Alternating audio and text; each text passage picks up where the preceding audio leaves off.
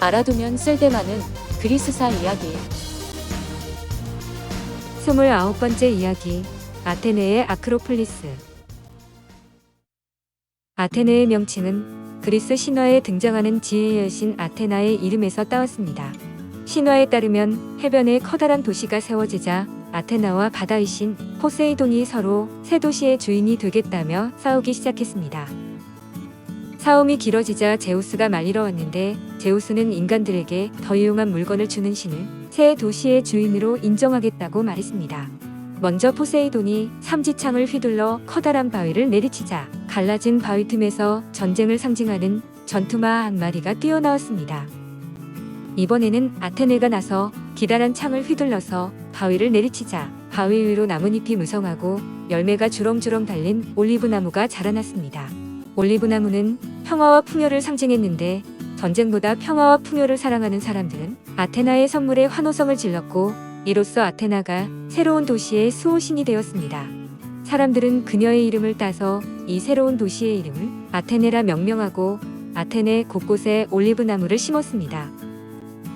아크로폴리스는 각 도시국가의 중심이었고 대부분 시민이 그 안에 모여 살았습니다.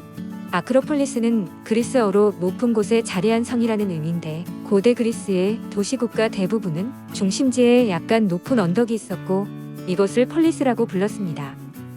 시간이 흐르면서 도시국가가 폴리스로 불리게 되자 본래 폴리스였던 작은 언덕은 높은이라는 뜻의 아크로라는 형용사를 붙여서 아크로폴리스라고 부르게 되었습니다. 도시국가의 중심을 높은 곳에 세운 것은 외부의 공격을 막아내기 쉽고 산에 샘물이 많았기 때문이었습니다.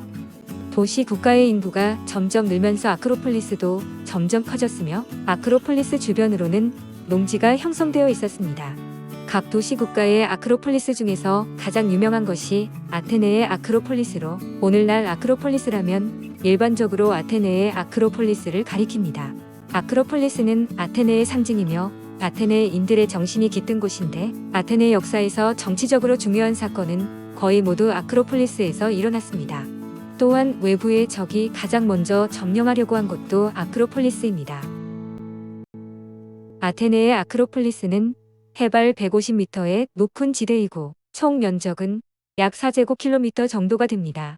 아테네의 수호신인 아테나에게 제사를 올리기 위해서 처음 건설되었는데 주위는 견고한 성벽으로 둘러싸여 있었으며 아크로폴리스까지 가는 길은 가파르고 험했습니다.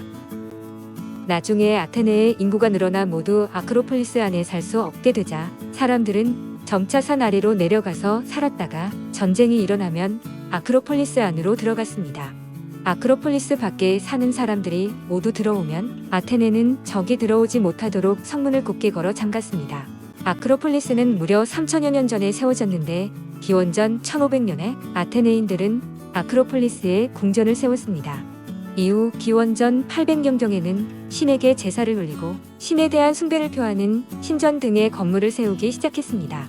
그렇게 아크로폴리스는 정치와 종교 활동의 중심이 되었습니다. 기원전 5세기 중엽에 페르시아가 그리스를 침범하여 일어난 페르시아 전쟁 동안 아크로폴리스는 페르시아군에 점령되었습니다.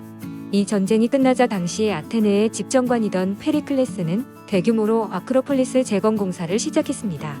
재건 작업이 끝난 후 아크로폴리스에는 입고인 프로필라이아를 비롯해서 파르테논 신전, 아테나 니케 신전, 헤로데스 아티쿠스 음악당, 에레크테우 신전 등 많은 건물이 생겼습니다.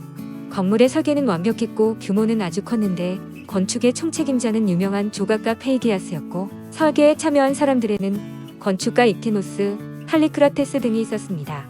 기원전 406년에 세운 에레크테이온 신전을 제외하고 다른 건물들은 모두 기원전 448년에서 기원전 420년 사이에 잇따라 세워졌습니다. 아크로폴리스는 하나의 건물 집합체라고 할 수 있습니다.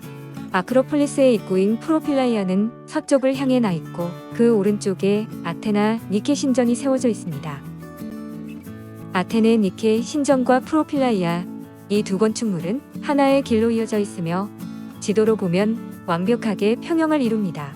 프로필라이아를 통과해서 높은 기둥이 양옆에 세워진 중앙 통로를 따라 들어가면 아크로폴리스 광장에 다다릅니다. 여기서 잠깐. 아이스킬로스. 점점 번영하는 아테네의 모습은 다른 도시국가의 모범이 되었습니다. 그리스인들은 아테네를 보고도 열광하지 않는다면 눈이 있어도 진주를 알아보지 못하는 것이며 낙이만큼 어리석은 것이고, 만약 스스로 아테네를 떠나려고 한다면 낙타만큼이나 멍청한 사람이라고 말했다고 합니다. 후에 마케도니아가 공격해왔지만 아테네는 그다지 훼손되지 않았습니다.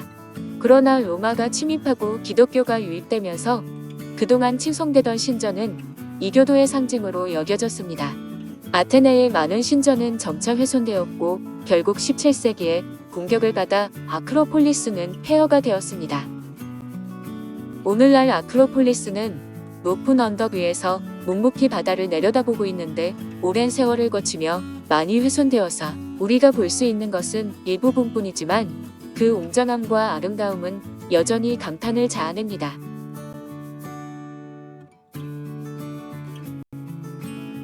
30번째 이야기, 파르테논 신전과 에레크테의 신전으로 이어집니다.